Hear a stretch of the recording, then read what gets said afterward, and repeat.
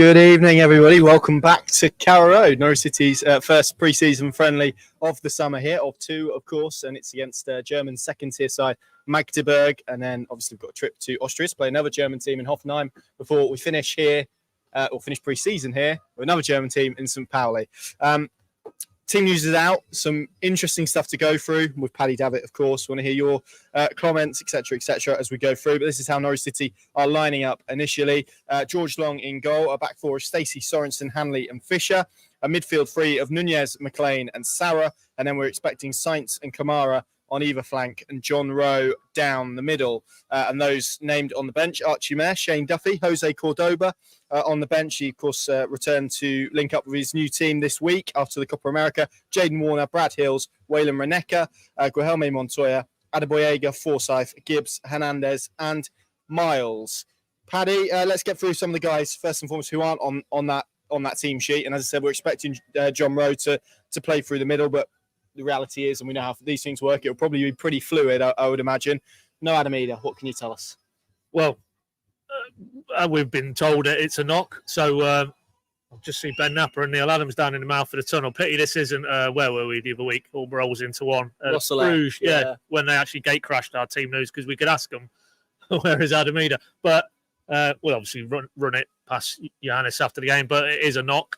You were here at the open training session on Wednesday. He was involved in that. So, yeah. I mean, there was some indications that he did have a knock prior to that. So, but clearly, you know, I don't know whether it's already. I'm sure in the Scottish media circle, it's already gone into meltdown on social media about what that means in terms of Celtic. But no sense here that there's any wheels moving in terms of Ademida and transfers. It's simply a knock. And obviously, yeah, we'll get chapter and verse from Johannes after the game. They fly out to Austria, I think, over the weekend, Sunday, if I'm not mistaken. So, you know, but as we're led to believe, and Sargent to continue the theme with the strikers again, he didn't take part, did he, in that open training session?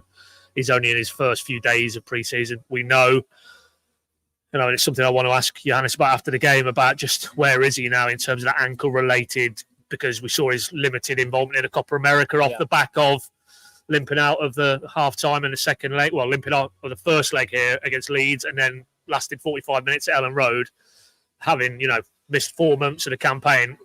Really, where are we with Josh Sargent and his fitness? So not involved tonight, but that in itself isn't a surprise for a player who only came back into pre-season start of the week.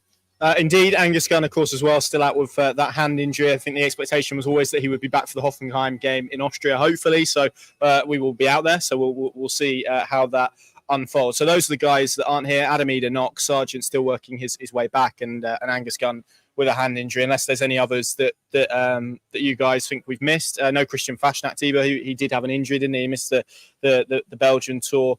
Liam Gibbs and Ola Hernandez coming back. They are on the bench. Jonathan Tompkinson is sort of being dipped out of the group, hasn't he? I think that's probably fair to say. I think he played for the under-21s in midweek at Wroxham. So we're beginning to get a clearer picture now of the squad, I think, that Johannes Ofterup wants to take with him heading into the championship season. I want to talk about that defence, though, Paddy, because we've seen plenty of different partnerships there over pre-season. Tonight, Jakob Sorensen, who has played there against Standard Liège, didn't he, in that centre-back position after I'd done an interview with him, I think after Bruges, speaking about him being a defensive midfielder, and Grant Hanley. So that is the same duo that started against Standard Liège. Shane Duffy, Cordoba, Hills, Warner. I think there's 8 defenders I've counted on the bench this evening. It's he's got quite a few options to look at, hasn't he, over the next few weeks? Well, I mean, you've listed them there, the centre-backs, and we know Cordoba, and we hope we'll see him tonight in an orange shirt for the first time competitively. He's a shoe-in, I think. So it's who plays alongside him, and it's very interesting that he's having another look at Sorensen in that position. Does he feel he's, in terms of the build-up structure that he wants to encourage here, is Sorensen a better bet for him in that position of the field than what we all assume he is, which is a midfielder? Duffy has had some fitness issues as well. Yeah, but Hills, you know, why wouldn't you have another look at Hills from the start? Or whether, you know, we want to get in the mind of Johannes Thorup. I mean, is it that he's happy with what he's seen from Hills now and he's not sure about one or two of these other elements of the central defensive equation? So that might be it tonight. But I personally would have liked to see Hills given another start. But I guess you're playing again midweek, and then you've got St. Pauli here. I think those are the two fixtures for me where I will look at the lineup and really start to extrapolate what that means for Oxford. I think we're still just in between kind of minutes into players and where Johannes is thinking for Oxford. I would be staggered if it's Sorensen and Hanley at Oxford. I've got to be brutally honest. But, you know, he clearly likes the profile of player that Jakob is in terms of central defence. But I don't know. I know the result is irrelevant, but that Standard Liège goal the other day, I thought was because both of those weren't good enough defensively, and my concern would be less what they do on the ball, certainly Sorensen. But if we're moving this forward in terms of Championship, is the Sorensen-Hanley defensive axis going to be robust enough? I don't think it would be. So, yeah, I don't think we're seeing the start of something that's going to be the bedrock, because ultimately Cordoba is the man, isn't he, in that central defensive unit of many parts now, young and old. But it is Cordoba +1, I think. As I look to my right, I can see Norwich City's head coach in the director's box at the moment. I'm speaking to some of the analysis stuff. That midfield three. I mean, you speak about how the defence is probably still in a state of flux. Obviously, there's been more noise around Gabriel Sara today, and I would expect that to continue until the window does shut or there's a resolution to him and him departing elsewhere. But that three, Nunez, McLean, Sara, that probably feels pretty set, doesn't it, in terms of what Norwich City could head into the season with?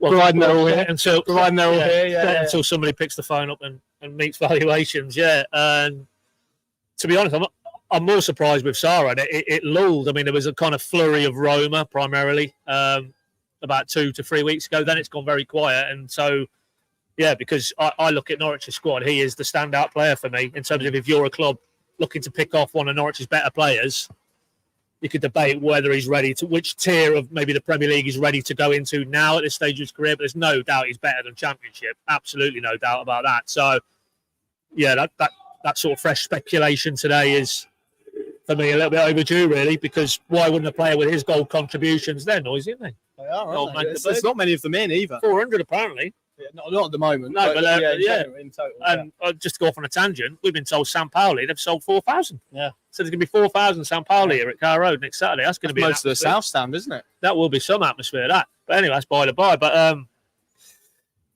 yeah, I mean, let's look on the positive side of the equation, and you keep Sara, Nunez and McLean. Not sure Kenny of the three would be quite the shoe-in. I think Liam Gibbs, you spoke to him after the open training session. He clearly likes him, Thorup. And if he can just nudge him again and he's remaining pre-season friendlies, you never know. He might be in his mind to start him at Oxford. But, Sara is, without any transfer dimension, Sara is, for me, probably the first name on the team sheet.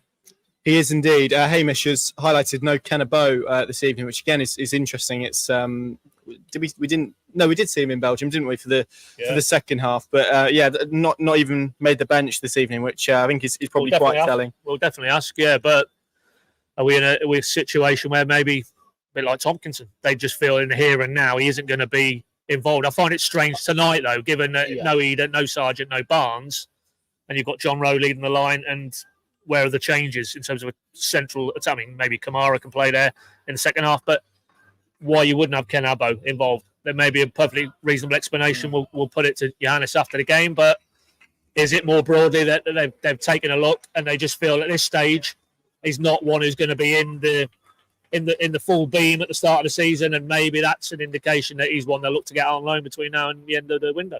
So, something quite niche, I appreciate, but Norwich used to warm up in front of the Barclay. They've just come out in front of the River End. I had a brief conversation with Norwich's head coach on Wednesday, and he was actually speaking about how he didn't like that aspect, how basically the Norwich players would run out and have to run in front of the away end. He wanted them to be very much in front of their own fans. So that's an interesting thing if you're interested in that type of thing. Maybe you're not. Gibbs, Hernandez, those two, again, we saw in Belgium for half an hour. And obviously we heard from Liam Gibbs in the week that he wants to continue building up his minutes. And as we speak about that midfield dimension, he is an interesting one, isn't it? Because, and he said it himself, it does feel like he is somebody who, well, as we've spoken about plenty of times on podcasts and various things, has a lot of catching up to do in terms of what last year was, which he described as disappointing and frustrating. It does feel like now he's got a head coach who does see him as part of a central midfield mix rather than out wide or up front as we saw him last year at various points. Yeah, I mean, I watched that interview you did with him, and the standout line was his position. He feels he's an 8. Yeah. Well, he wasn't played as an 8 under David Wagner. He was messed about by David Wagner, if we're brutally honest. And that's a second season that stalled for me, but on the back of young player of the season, played 30 odd times in the Championship and got a new Carrow Road deal and fully merited it as well. So you just hope, and it felt as well, I also got the sense, there'd been a lot, he talked about a reset after the injury at Sheffield Wednesday, and that had given him a lot of time maybe to reflect and assess where he needed to be better and what he could personally control. But there's no doubt the environment around him has changed. He's now got a head coach, style of play that probably suits him, and certainly positionally he's going to be played in the position I think he's more comfortable with. So the opportunity's there for him now. It's probably at this stage still, given the length of layoff, about just him getting back up to speed. But in very short order, the Liam Gibbs of the first season here at Norwich, I think, would be an asset in the Thorpe team. So, and it also chimes with what they're trying to do here now and build, which is developing their own and bringing them through. You could debate he's not technically one of, well, he was from 16 onwards. He might have been hot housed in Ipswich's academy, but in the sense of finished in the academy and now he's got a pathway to the first team and he's becoming a regular at the first team level. He certainly wasn't that last season. So it's a big season for him. But you just feel there's more of a natural fit with Thorpe than there is with a Wagner.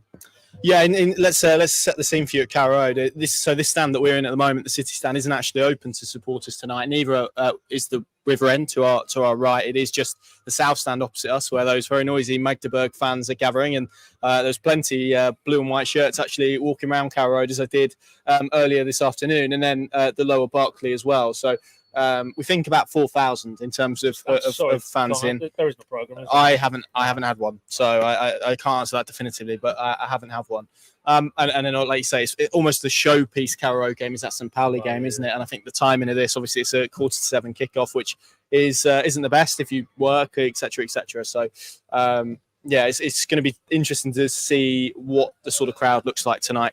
What do you want to see from Norwich City? Is it just again more progress in terms of what they're trying to do, minutes in legs and all of those good things? But we are now in the second half of pre-season, isn't it? So you would expect there to be a ramping up of some sort of description. No, not for me. Now it moves out of the sphere of fitness and the physical output that you would be looking for as you get ever closer to Oxford. For me now, it's all about Thorpe ball, for want of a better word. Are we starting to see more of that? And because of the raft of substitutions in these first few games, it's kind of, you've seen it in fits of starts. Like Liège, the last game on Saturday, we were out there, and first 20, 25 minutes, you could see clearly the structure. You could see, Stacey bombing on. You had Kellen Fisher on the left-hand side, tucking in to make that three. The fluidity in terms of the top end of the pitch, the double box midfield almost, excuse me.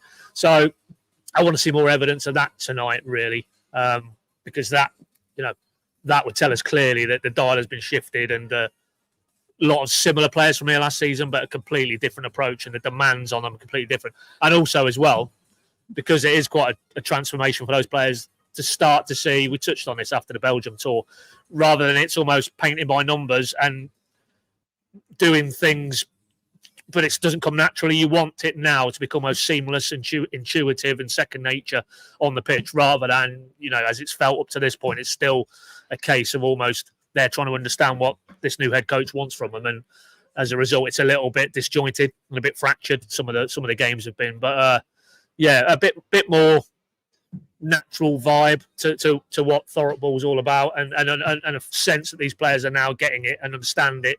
And enjoying it. And obviously, if we get that, then hopefully we'll see plenty of chances and some goals. And that's ultimately, I'm sure, what these fans who will be back here from the start of the Championship season want to see. They want to see an entertaining brand of football. They want to be taken out of their seats and entertained and go home and love watching a Norwich team and want to come back again. That hasn't been the case, for me anyway, in the last sort of 2 or 3 seasons. Good stuff. Right, 45 minutes or so to go until kickoff. Binken.com, of course, the place to go. We've got live updates. We'll have all of the analysis and reaction from Johannes Hofturup after the game as well. Thank you very much for watching, and we will catch you later on. It's going to be an interesting evening of football here at Carrow Road. Got a scuff, paintwork scratch, dent or alloy damage? Want it fixed like new? Course you do. It's quick and easy to inquire. Just go to chipsaway.co.uk and enter a few details to get your free no obligation estimate. One of our nationwide specialists will come to you, or you can go to one of our conveniently located car care centres, and Chips Away will professionally repair the damage, as well as offering a lifetime guarantee. Chips Away, like it